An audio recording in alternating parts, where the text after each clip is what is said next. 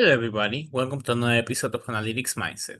In this particular episode, we will go through some tips and tricks and recommendations for the machine learning practitioner certification from Dataiku. Now, this is a very similar certification to the advanced practitioner that I shared not so long ago. It involves 5 different lessons where after you complete it and you do a practical exercise, you will be able to get a certificate. Here is a quick description of it. As a disclaimer with my previous advanced practitioner certification is that you will need Dataiku if you do not have it through your employer. Unfortunately, I am not aware of Dataiku offering any kind of student or non-affiliated way on running these scripts. That will mean that you won't be able to either run the stuff, and even if you run it in other program, you will not be able to also use the capabilities and specifics of the software. That is just a disclaimer. It is totally free. It is just passing that academy training. And as you can see here, the whole focus of this is machine learning models. It is recommended that you have at least the courses in the ML practitioner learning path that we will go into a bit. That should be all that you need to actually pass the certification. And you have both conceptual questions and also specific questions to a project that you will do throughout the exam. You want to be able to analyze data with statistics worksheets, create some machine learning, iterate in model improvement, and deploy models from the lab to the flow section to score new data. It's 25 minutes, you will have 60 minutes to finish, and 80% is the passing score, and you can do it as many times as you want. And again, the strength of this is that it's totally free. You don't need to pay a penny for this, fortunately speaking. Now, the first thing about Dataiku, as you can see, I got 21 over 25. I mean, it is a pass. Pass is a pass. I will retake it. I just don't have the motivation to retake it, mostly because it took me like almost a whole 40 minutes. And I just did most of the recommended learning, but not the additional learning that probably would help a lot. And I made silly mistakes here and there. For pro questions, I won't stress myself on that. This is a certificate of completion that you will get. As you can see, has my name. It has the certificate number. You can share it on LinkedIn. I will also probably do this just after this video. I have had the custom now to bundle these videos with my LinkedIn posts. As always, my LinkedIn is also in my YouTube channel if you want to check it out. As you can see here, this is the advanced practitioner, and you can see here on that you have the ML practitioner certificate, and it was issued today, July 25th, 27, 2025, and it's offered by the Dataiku Academy. Now, what are the actual contents of this path? So for that, you will need to go to the ML practitioner. That is approximately 4 hours. My experience is that's a fair assessment of the length of this path. And you will create, evaluate, and tune machine learning models, deploy the models into the flow, analyze the data, and then you can take the certification.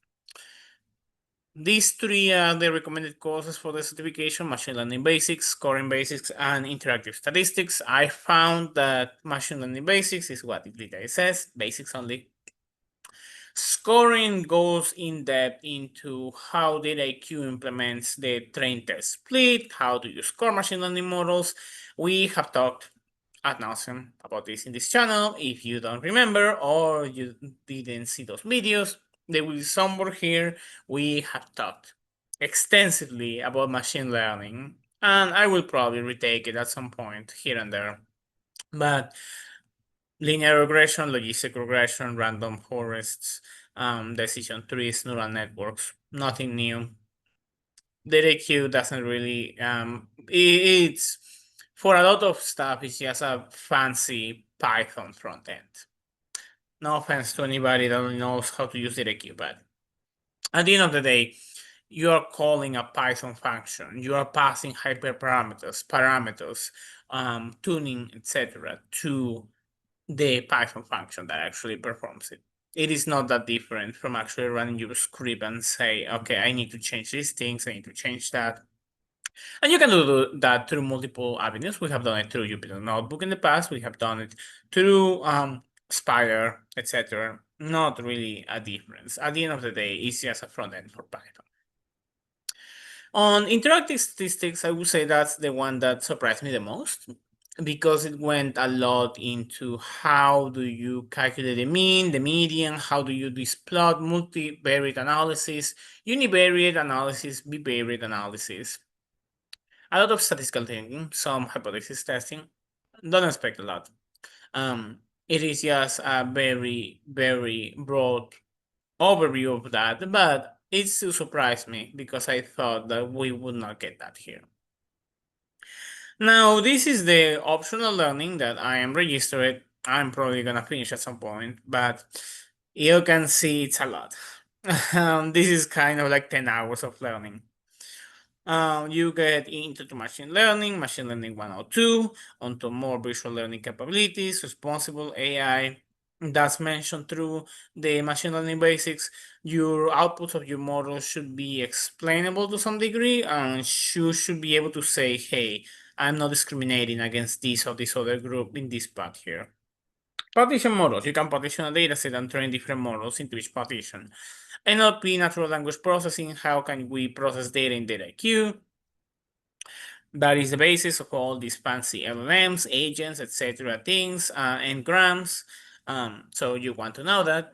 Imagine classification and object detection. You can actually detect objects and also classify images without any single line of code. Time series analysis and forecasting and time series preparations focuses on this happened in the past. Can we extend that to the future? Yes or no? If yes, what considerations do we need to have there? There is a lot that can be done there. Just as an FYI. It's a very good skill to have because it helps you understanding regression models quite a lot more. It helps you to say, okay, am I using this for time series or am I using this for inference? These are two very they use the same mathematical models, same statistical models, but they are awfully different on their applications. Now, to wrap up this video, we will go into each of them really quickly. Starting with the machine learning basics. As you can see, you first go into Dataiku on how Dataiku prepares a dataset for machine learning. Then you will go into some of the quick models. How do you create a model? How do you see the results of a model? And finally, how you evaluate the model. Train test split is the usual evaluation model used here. As we have seen before, you can do k-means. No, my bad. K-fold cross-validation is a more robust way to do it, or leave one out. There is multiple ways to do it, but because it's the most popular one and the simplest one to implement, Direct-Q uses train test split from default, where you have your 80-20 as usual, 80 for training, 20 for evaluation. Why 80-20? We talked about this before. It is a lot of models you need to have enough data to train them. If not, you have, especially the most complex models. The simpler models, their beauty that is overshadowed a lot because of neural networks and all, is that in simpler models, you know what's happening. They are white box, you can see what's inside, and you can actually know what's the actual trend there. You can know how the model is fitting stuff. In more complex models, you run the risk that one observation can make your whole model awfully different just for fitting the sake of it. Overfitting is a real issue. We are seeing it with LLMs. I would like actually tie that back to that. A lot of LLMs give when an LLM returns you personal data from another user. It is a kind of overfitting because you are getting this very particular data point from somebody, then you train on that response, and then you're giving that to somebody else just because the answers, the questions are simple, the prompts. That is a way of overfitting. Yes, that's an issue, and it's becoming a bigger issue as we realize later on. You will also have feature handling. DataQ can perform both feature generation and reduction. You can do fancy things like perceivable component analysis, for example, to reduce your features, or you can generate polynomial features. You can do a lot more than that too. You can do algorithms, hyperparameters, and tune your model after all. DataQ expands on explainable AI, I already just went through that, but also on partial dependencies and subpopulation analysis. These are very interesting topics, actually, that Dataiku does try to provide an easy way to do it, especially subpopulation analysis. You can see how the split of the population affects a model. That can have huge implications. Imagine if you are a credit card, they use this example. You have a credit card bank, you offer a credit card, and you're processing applications.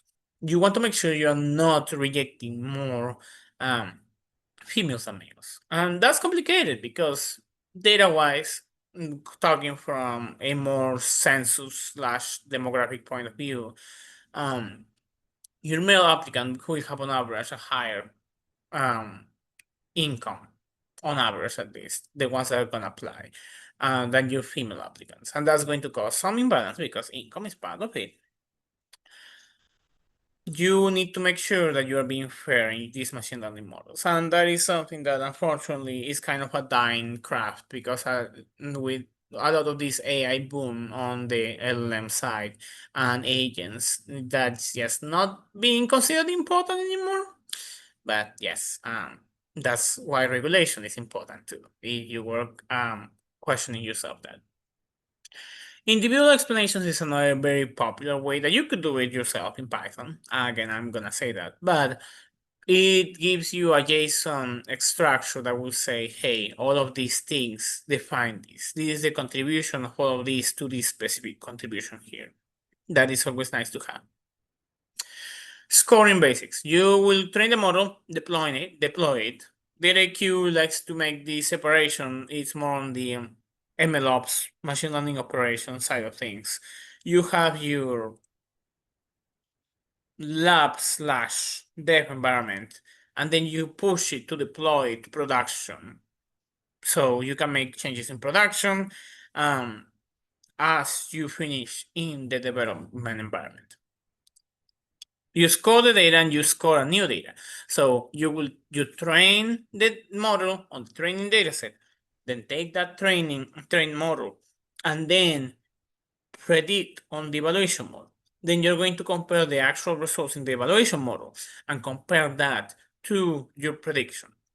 You can see that from the actual to the prediction, you can get your confusion matrix. You will get all these other fancy metrics, F1, recall, precision. This is just an introduction. If you want a whole video for me going into more machine learning basics, I can definitely do it. But I'm focusing on the actual certification here. The last part is interactive statistics. As I said before, you can create worksheets, you can create cards, you can say, hey, how do these two variables relate to each other? And give me the distribution of this variable compared to this other one. If one is numeric, if one is continuous, the other one is continuous, it's going to give you a different result than a categorical versus a continuous or two categorical variables. There is hundreds of graphs available to compare those distributions as well. You will have also fit curves and distributions, and finally correlation matrix, principal component analysis, as we have seen before, some hypothesis testing, test categories, how do you group variables, and finally, how do you perform all the statistical tests. And all of that in one place. But yeah, that is pretty much all for today. If you're planning to get the certification, same tips that I said before, you should always strive for getting it for free because you should not pay for the certification for sure. And try the best to do the project. The project will help you a lot. It will give you a whole flow that you can see the stuff, you can actually interact with it, you can see the results, and it will help you understand it so much more than just seeing it into a computer screen. But as always, if you have any questions, any concerns, please let me know, and I appreciate the support. Thank you.